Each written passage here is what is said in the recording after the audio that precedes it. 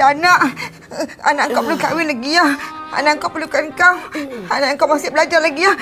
Kau kata kau nak tengok anak kau jadi pejuang agama ya. Kasih. Ya, Cik. Dia dah menggigil dah kasih. Kasih. Teruk sangat dah ni. Kalau terjadi apa-apa ganti, kasih jaga Jazlan baik-baik.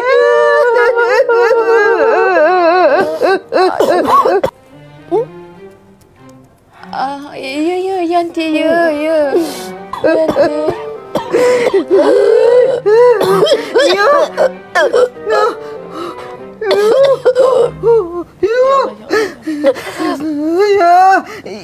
Jazlan, anak yang baik.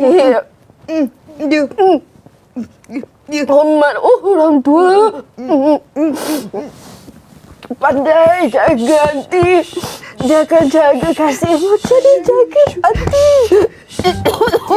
Ya betul. Betul tu kasih. Betul lah tu. Ya betul lah tu.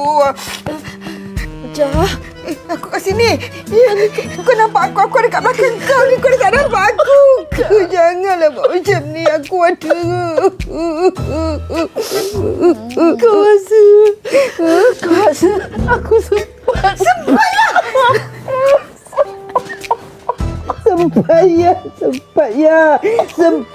Jangan takutkan aku ya.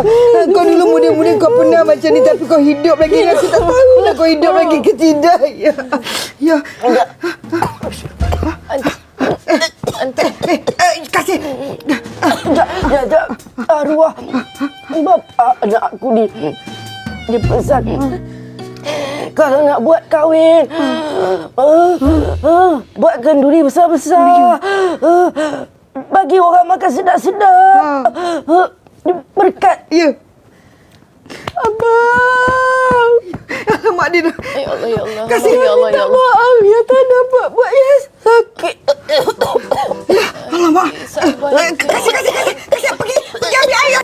Cepat bahaya lagi. Dia dah panggil abang dah. Tolong ambil air. Kasih. Cepat. Apa sangat pula aku? Takut aku nak balik mimpi. Aku tak boleh mata, aku tak boleh keluar. Kau pandai berlakon kan? Aku bukan buta. Bila kita demam panas, kita tak nampak dah. Aku tak boleh gaya mata, aku tak boleh keluar. Jangan buka kokok. Aku nak mandi kau ya. Ya, nak kali aku boleh buat macam tu lah. Kau boleh make up kat mana tu yang...